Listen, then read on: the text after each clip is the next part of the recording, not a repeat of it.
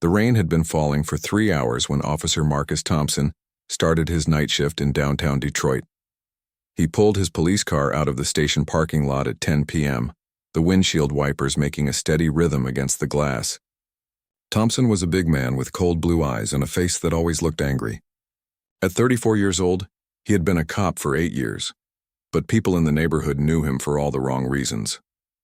Thompson drove slowly through the dark streets, his radio crackling with calls from other officers. He had a secret that nobody at the police station knew about. For the past 10 months, Thompson had been taking money from drug dealers. Every week they would meet him in empty parking lots and hand him thick envelopes full of cash.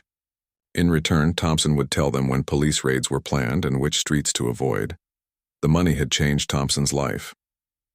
He now drove a brand new BMW and wore expensive watches. His small apartment had been replaced with a fancy house in the suburbs. But the money had also made him nervous and paranoid. He jumped at every sound and saw enemies everywhere he looked. Thompson had started drinking more and sleeping less. His hands shook when he thought about getting caught. This rainy Tuesday night, Thompson's radio buzzed with a new call. Unit 47, we have a domestic disturbance report on Maple Street. Can you respond? The dispatcher said. Thompson picked up the radio and answered, Unit 47 responding. He turned his car toward Maple Street, driving through puddles that splashed water onto the sidewalks. At the same time, Keisha Williams was having the worst day of her life. The 28-year-old woman had just finished working a double shift at Detroit General Hospital, where she worked as a nurse. She had been on her feet for 16 straight hours, taking care of sick patients and dealing with one emergency after another. Keisha was exhausted, but she couldn't go home yet. Keisha stood next to her old Honda Civic outside her apartment building on Maple Street. She was talking loudly on her cell phone, but not because she was angry. She was frustrated and tired. Her sister was supposed to pick up Keisha's 2 children from school, but there had been a mix-up. Now it was late, and Keisha needed to figure out who would watch her kids tonight while she slept. Listen, Maria, I can't do this anymore, Keisha said into her phone. I worked 16 hours today, and I have to work another 12 hours tomorrow. The kids need someone reliable to pick them up. Keisha's voice was getting louder because she was tired and worried about her children. She loved her job as a nurse because she helped sick people get better. But the long hours were hard on her family. Keisha had grown up in this neighborhood. Everyone knew her as the nice girl who had worked hard in school and become a nurse. She sent money to her elderly mother every month and volunteered at the community center on weekends. Keisha had never been in trouble with the police. She had never even gotten a speeding ticket. Thompson's police car turned onto Maple Street just as Keisha raised her voice on the phone. He saw a black woman standing next to a car, talking loudly, and his paranoid mind immediately thought she was causing trouble. Thompson had been taking bribes for so long that he saw threats everywhere. He thought every loud conversation was about him, and every person looking at him was suspicious. Thompson parked his car and got out, rain immediately soaking his uniform. He walked toward Keisha with his hand resting on his gun. His heart was beating fast and his mouth felt dry. The drugs dealers he worked with had warned him that some people in the neighborhood were asking questions about him. Thompson was convinced that everyone was watching him, waiting to turn him in. Hey, you need to calm down, Thompson shouted at Keisha as he approached her. Keisha looked up from her phone call, confused and scared. She had been talking to her sister, not causing any trouble. She didn't understand why this police officer was walking toward her with such an angry expression. Excuse me? Keisha said, holding her phone away from her ear. I'm just talking to my sister about my children. She was polite and respectful, the way her mother had taught her to speak to police officers. Keisha had no idea that Thompson was a corrupt cop who was paranoid and dangerous. I said calm down and I need to see some ID, Thompson ordered, his voice getting louder. Other people in the neighborhood were starting to look out their windows.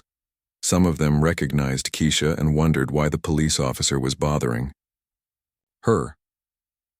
She was known as one of the good people in the area, someone who worked hard and helped others. Keisha felt her heart start to race. She had done nothing wrong, but this police officer was treating her like a criminal. I live right here, she said, pointing to her apartment building. I just got off work at the hospital. I'm a nurse. She reached into her purse to get her wallet and show him her hospital ID badge. But Thompson's paranoid mind saw something different. When Keisha reached into her purse, Thompson thought she was reaching for a weapon.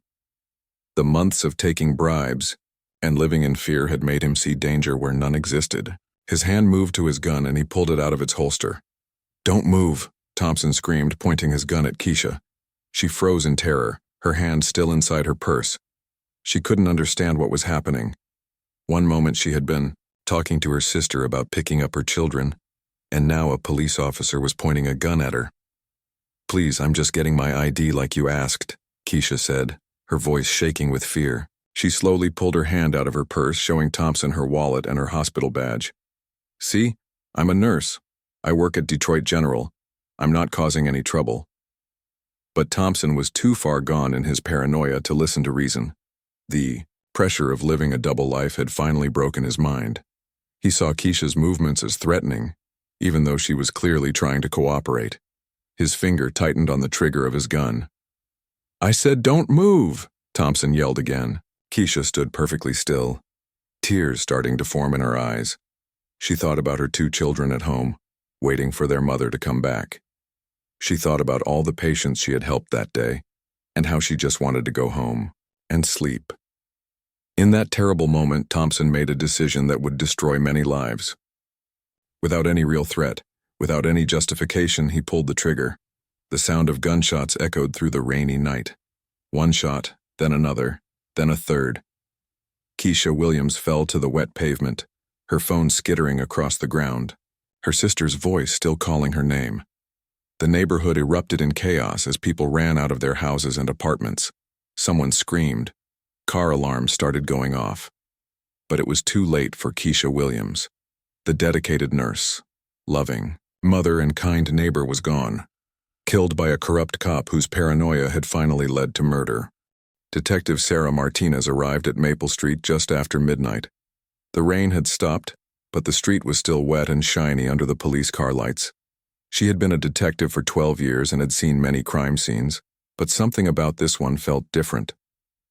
Yellow tape surrounded the area where Keisha Williams had died, and angry neighbors stood behind the barriers shouting at the police officers. Martinez was a small woman with sharp brown eyes and graying hair. She was known at the police station as someone who never gave up on a case. Other cops respected her because she always found the truth even when it was uncomfortable. Tonight, her job was to investigate why Officer Marcus Thompson had shot and killed an unarmed nurse. The first thing Martinez noticed was Thompson himself. He sat in the back of a patrol car, staring straight ahead with empty eyes. His hands were shaking and he kept wiping sweat from his forehead even though the night was cool. Martinez had seen guilty people before, and Thompson looked very guilty. But she needed facts, not just feelings. Martinez walked over to where Keisha's body had fallen. The outline was still marked on the wet pavement.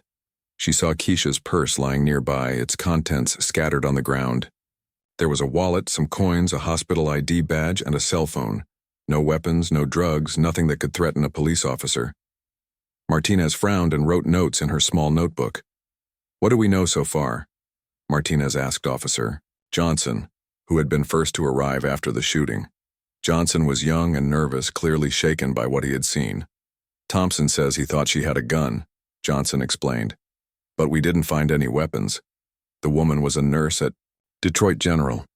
Neighbors say she was just talking on her phone when Thompson approached her."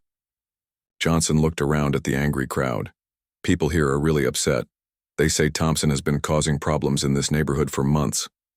Martinez spent the next 2 hours talking to witnesses. Mrs. Patterson, who lived in the apartment building, had watched the whole thing from her window. "That officer was acting crazy," she told Martinez. "Keisha wasn't doing anything wrong. She was just tired from work and trying to arrange childcare for her babies. That cop shot her for no reason." Another witness, a teenager named Marcus, had recorded part of the incident on his phone. The video showed Keisha standing calmly by her car, clearly not threatening anyone. It showed Thompson approaching her aggressively and pulling his gun before she had done anything suspicious. The video made Martinez's stomach turn. This looked like murder, not self-defense. By dawn, Martinez had collected enough evidence to know that Thompson's story didn't make sense, but she also had a feeling that this case was about more than just one bad shooting. She decided to dig deeper into Thompson's background. Martinez went back to the police station and started looking through Thompson's files. What she found shocked her. Over the past year, Thompson had made very few arrests, but he had written many reports about drug activity in his patrol area. The strange thing was that despite all his reports, very few drug dealers had actually been caught in his sector. It was as if someone was warning them about police activity. Martinez then looked at Thompson's financial records, something that required special permission from her captain. What she discovered made her hands tremble with anger. Thompson's bank account showed deposits that were much larger than his police salary. Every few weeks, someone had deposited cash amounts of $2,000, $3,000, or even $5,000 into his account.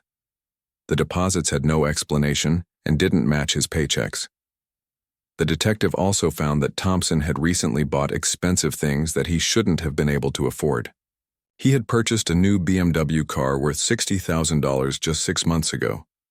He had moved from a small apartment to a large house in an expensive neighborhood. His credit card records showed purchases of expensive watches, designer clothes, and jewelry. A police officer's salary could never pay for such things. Martinez realized she needed help with this investigation. She called Agent Roberts from the FBI, someone she had worked with before on complicated cases. Roberts was a tall man with a serious face who specialized in police corruption cases. "Sarah, what you're describing sounds like a classic case of a cop taking bribes," Roberts told her when they met at a coffee shop near the police station. "The question is who was paying him and why. Drug dealers usually pay cops to look the other way, or to give them information about police raids." Together, Martinez and Roberts started surveillance of the area where Thompson had been working. They watched video footage from security cameras in local businesses and found something interesting. The cameras showed Thompson meeting with known drug dealers in empty parking lots and abandoned buildings. In several videos, they could see money changing hands. The investigation led them to a drug dealer named Carlos Mendez, who controlled much of the drug trade in Thompson's patrol area. When Roberts and Martinez arrested Mendez, he quickly agreed to cooperate in exchange for a lighter sentence. "Yeah, Thompson was on our payroll," Mendez admitted during questioning. "We paid him good money to tell us when cops were planning raids. He also made sure that other officers didn't patrol our corners too often. Thompson was greedy, though. He kept asking for more money." Mendez revealed that Thompson had been taking bribes for almost a year. The corrupt cop had given the drug dealers information about police plans, warned them about undercover operations, and even told them which judges were tough on drug crimes. In return, the dealers had paid Thompson thousands of dollars every month. But the most shocking revelation came when Mendez mentioned that Thompson had been getting paranoid lately. "The last few months, Thompson was acting weird," Mendez said. "He thought everyone was watching him. He was scared that other cops were getting suspicious. We told him to calm down, but he was jumping at shadows." Martinez realized that Thompson's paranoia had led to Keisha Williams's death. He had been so worried about getting caught that he saw threats everywhere. When he approached Keisha that night, his guilty conscience had made him think she was dangerous when she was just an innocent woman trying to coordinate childcare. The evidence was overwhelming. Thompson had not only murdered an innocent woman, but he had also been betraying his fellow police officers and the community he was supposed to protect. His corruption had made the neighborhood more dangerous by allowing drug dealers to operate freely.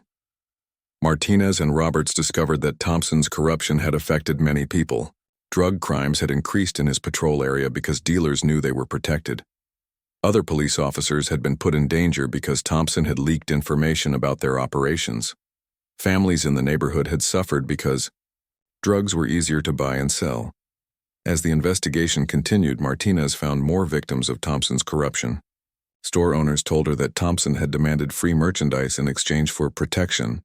He had threatened to write them tickets or cause problems for their businesses if they didn't cooperate. Several business owners had been too scared to report Thompson's behavior. The detective also discovered that Thompson had been feeding information to criminals about other police officers' schedules and patrol routes. This had put his fellow cops at risk and had made it easier for criminals to avoid arrest. Thompson had betrayed everyone who trusted him.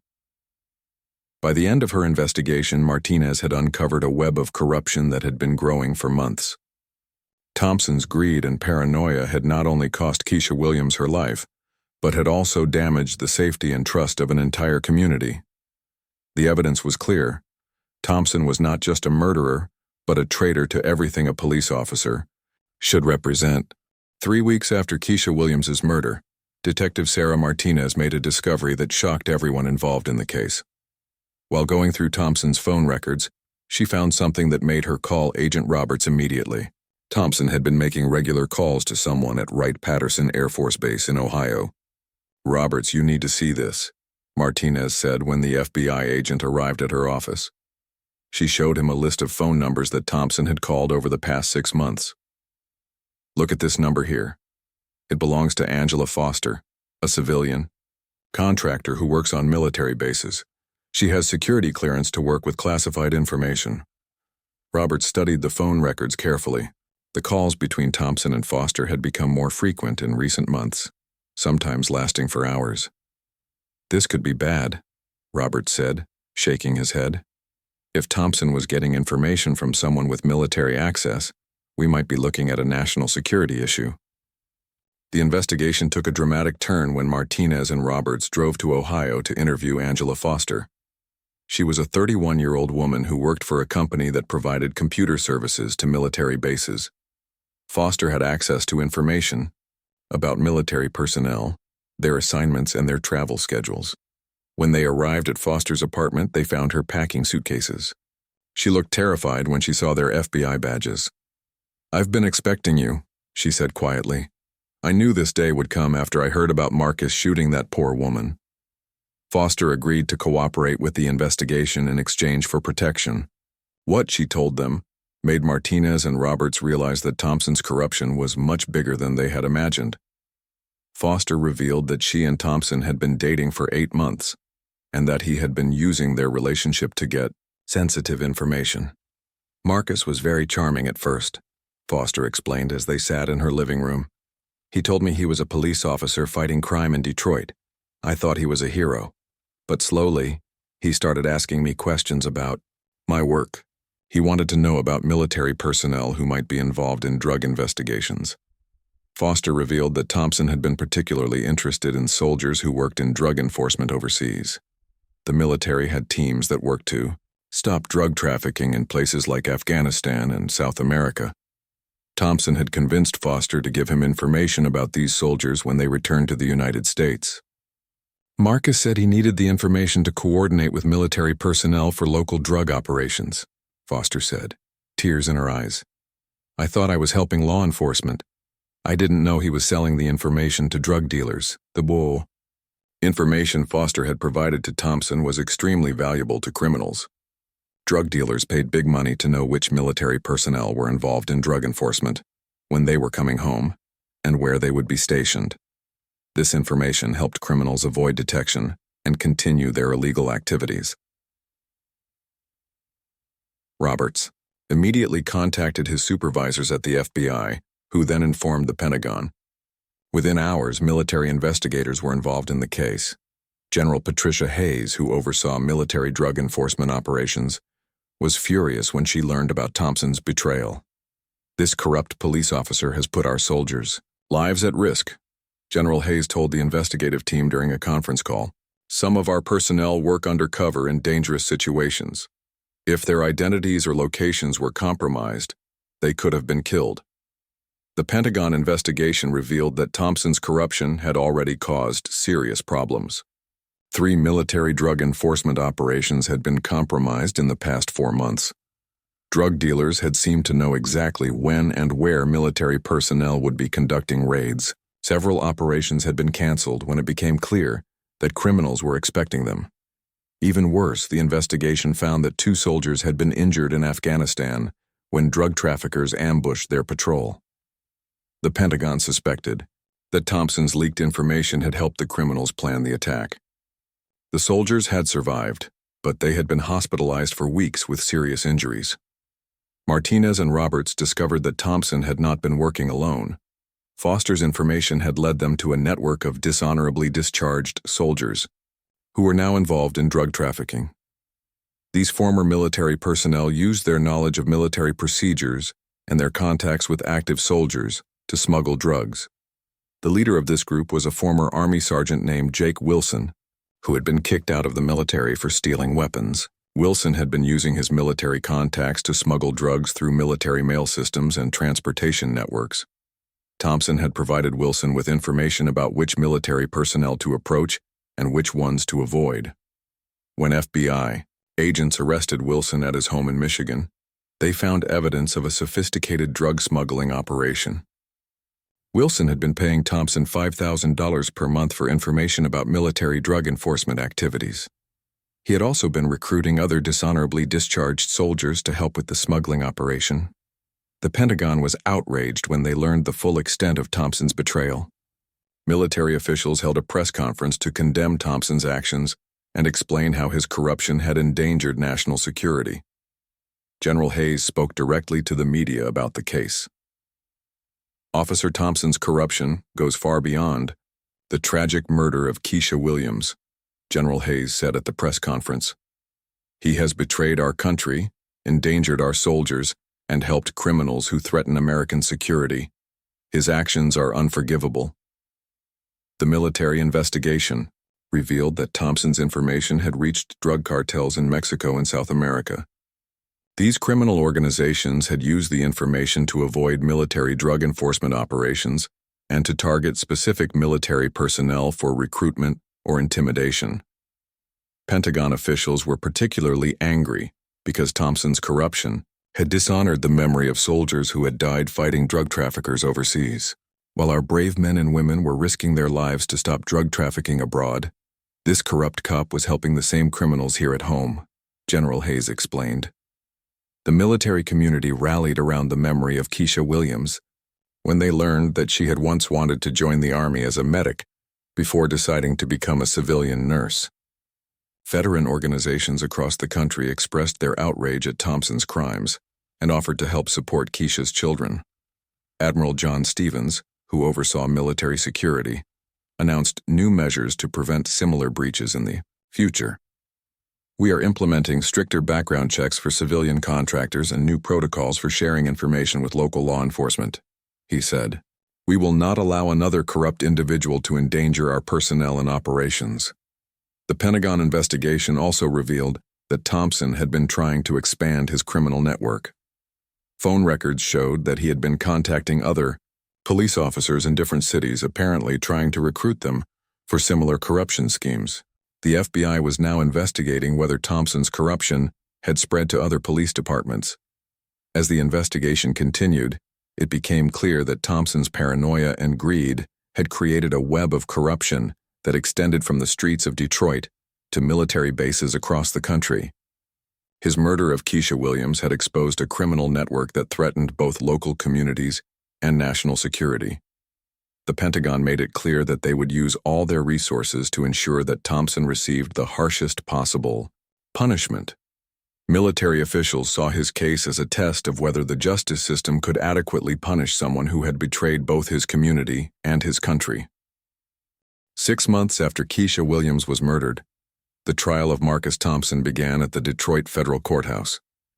The building was surrounded by protesters holding signs with Keisha's picture and demanding justice.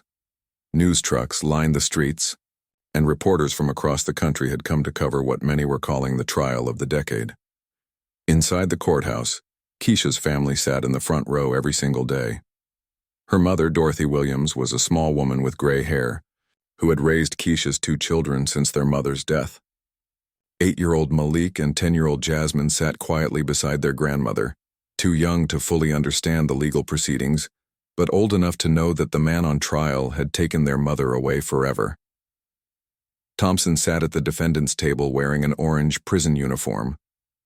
He had lost weight during his months in jail, and his face looked pale and tired. His expensive clothes and confident attitude were gone.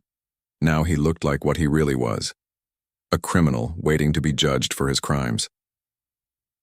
The prosecutor was Assistant District Attorney Linda Rodriguez, a tough woman known for never losing important cases. She had spent months preparing for this trial, gathering evidence and interviewing witnesses. Rodriguez knew that the whole country was watching, and she was determined to get justice for Keisha Williams. "Ladies and gentlemen of the jury," Rodriguez said during her opening statement, "this case is about a corrupt police officer who betrayed everything he swore to protect.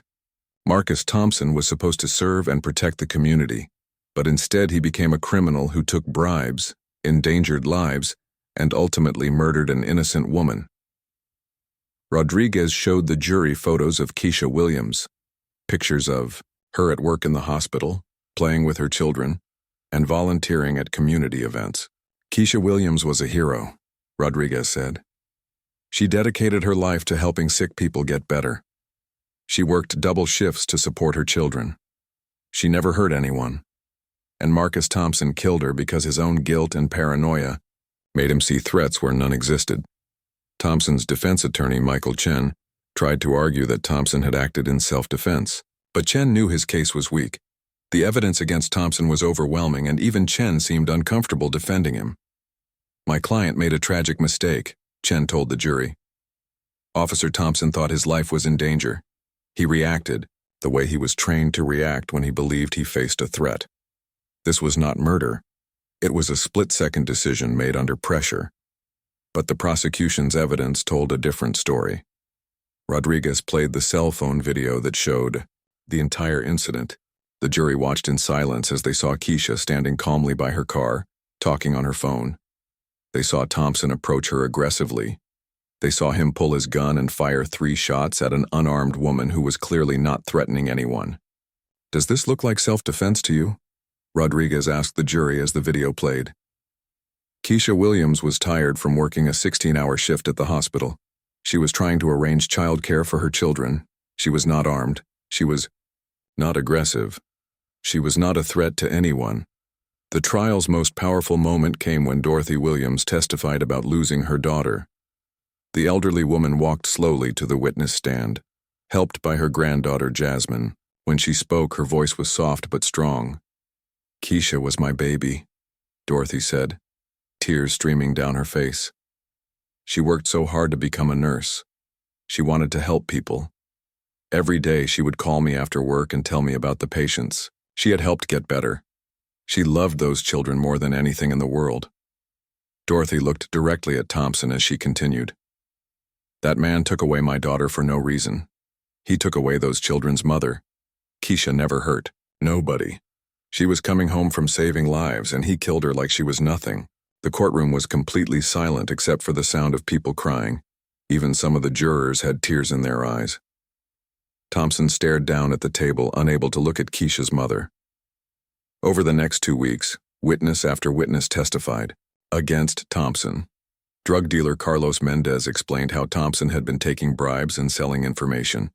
Angela Foster, the military contractor, described how Thompson had used her to get classified information. Detective Sarah Martinez presented all the evidence of Thompson's corruption.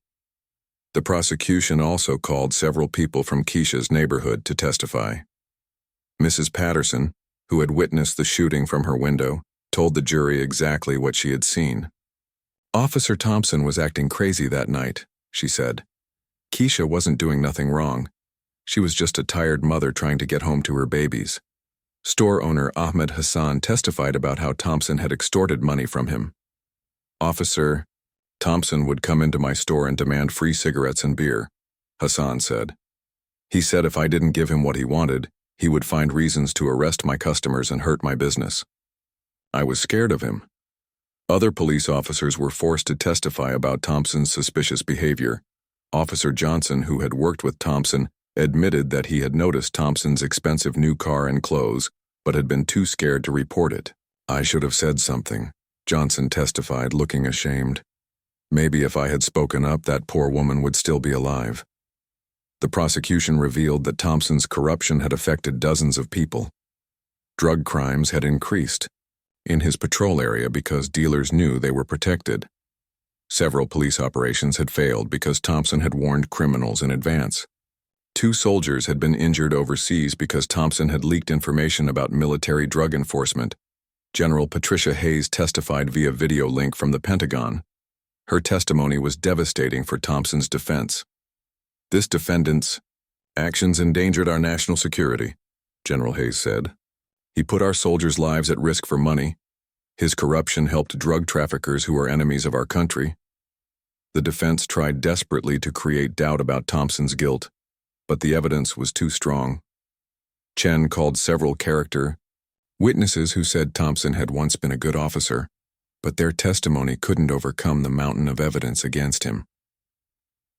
During the trial, protesters gathered outside the courthouse every day. Community leaders gave speeches about police corruption and the need for justice. Religious leaders held prayer services for Keisha's family. Veterans organizations marched to show their anger at Thompson's betrayal of military personnel. The most moving moment came when hundreds of nurses from Detroit General Hospital marched to the courthouse wearing their white uniforms. They carried a banner that said, "Justice for Keisha, a nurse who saved lives." Many of them had worked with Keisha and remembered her dedication to helping patients. Social media was filled with messages supporting Keisha's family and demanding the death penalty for Thompson. The hashtag #Justice for Keisha became one of the most popular trends on Twitter. People from across the country sent flowers and donations to help support Keisha's children. As the trial neared its end, it was clear that Thompson's fate was sealed. The evidence was overwhelming, the witnesses were credible, and the community's demand for justice was unmistakable. Everyone in the courtroom knew that Marcus Thompson would be found guilty, but the question remained: would he receive the ultimate punishment for his crimes? The jury took only 4 hours to decide Marcus Thompson's fate.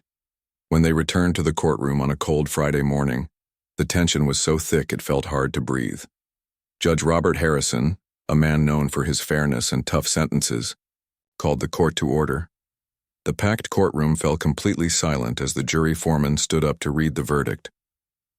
In the case of the United States versus Marcus Thompson, the foreman said in a clear voice, "We find the defendant guilty of first-degree murder." Gasps and whispers filled the courtroom. "We also find the defendant guilty of conspiracy, corruption, drug trafficking, and treason against the United States of America." Keisha Williams's mother, Dorothy, collapsed into her seat and began crying tears of relief. Her grandchildren, Malik and Jasmine, held her hands tightly. Around the courtroom, people hugged each other and some clapped quietly.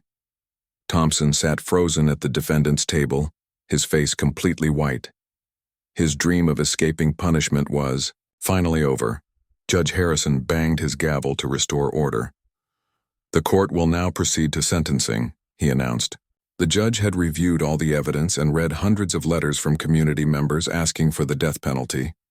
He had also received reports from military officials about the national security damage Thompson had caused. "Marcus Thompson," Judge Harrison said, looking directly at the convicted killer, "you have been found guilty of the most serious crimes our legal system recognizes. You murdered an innocent woman who dedicated her life to saving others. You betrayed your oath. As a police officer, you endangered national security by selling classified information. You put soldiers' lives at risk for money," the judge continued in a voice that grew stronger with each word. Keisha Williams was a nurse who worked double shifts to support her children. She volunteered in her community. She had never been arrested or caused trouble for anyone. You killed her because your own guilt and paranoia made you see enemies everywhere. Your corruption had poisoned your mind so completely that you became exactly the kind of criminal you were supposed to arrest. Thompson's lawyer, Michael Chen, made one last desperate plea for mercy. "Your Honor," Chen said, "my client was under tremendous stress. He made terrible mistakes, but he was once a good officer who served his community. Please consider a life sentence instead of death." But Judge Harrison was not moved by the plea. He had seen all the evidence of Thompson's crimes and heard from all his victims. "Mr. Chen," the judge replied, "your client was not under stress when he started taking bribes from drug dealers. He was not under stress when he decided to sell military secrets. He made a series of deliberate choices that led to the murder of an innocent woman. The judge then announced the sentence that everyone had been waiting to hear. Marcus Thompson, I hereby sentence you to death by lethal injection. You will be transferred immediately to death row at the federal penitentiary. May God have mercy on your soul, because this court will not. The courtroom erupted in applause. People stood up and cheered. Dorothy Williams hugged her grandchildren and whispered, Your mama got justice today. Outside the courthouse, the crowd of protesters began celebrating when they heard the news. Car horns honked and people chanted, Justice for Keisha Thompson. Showed no emotion as the guards handcuffed him and led him away. He did not apologize to Keisha's family. He did not show any remorse for his crimes. Even at the end, Thompson seemed to care only about himself. As he was walked out of the courtroom, some people in the crowd shouted, Murderer! And you got what you deserved. Within hours of the sentencing, Pentagon officials released a statement expressing their satisfaction with the verdict. General Patricia Hayes held a press conference at the Pentagon to address the case.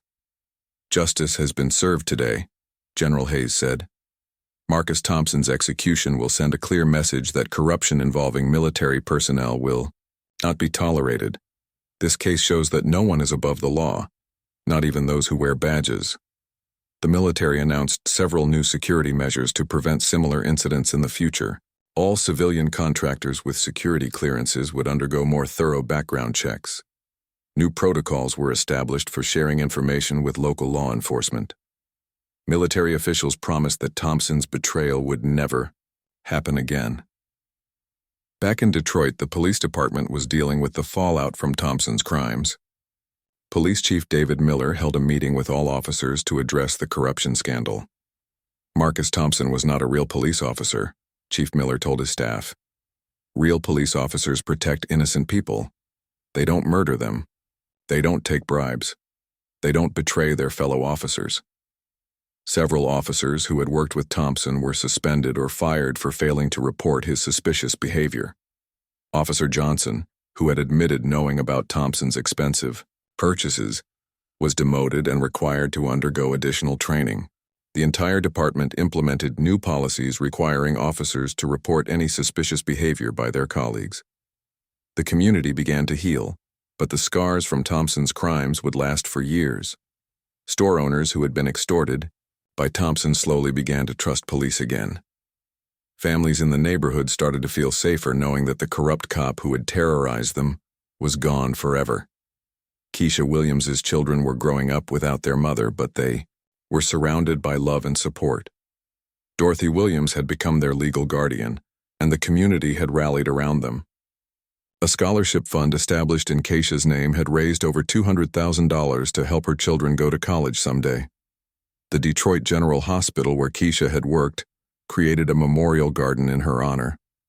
Her fellow nurses planted flowers and installed a bench with a plaque that read, In memory of Keisha Williams, a nurse who saved lives and a mother who loved her children. Every year on the anniversary of her death, nurses would gather at the memorial to remember their fallen colleague. Thompson's execution was scheduled for 2 years later, giving him time for appeals. But legal experts said his appeals would likely fail because the evidence against him was so overwhelming. The corrupt cop would spend his remaining days on death row, knowing that he had thrown away his life for money and had taken an innocent woman's life in the process. As Thompson sat in his small cell on death row, he finally had time to think about what he had done. But even then, he seemed more angry about getting caught than sorry for his crimes. Guards reported that Thompson spent most of his time complaining about his lawyers and the unfair trial.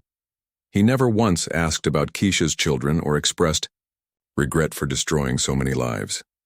The case of Marcus Thompson became a landmark in police accountability. Law schools began teaching about the case as an example of how corruption can lead to murder.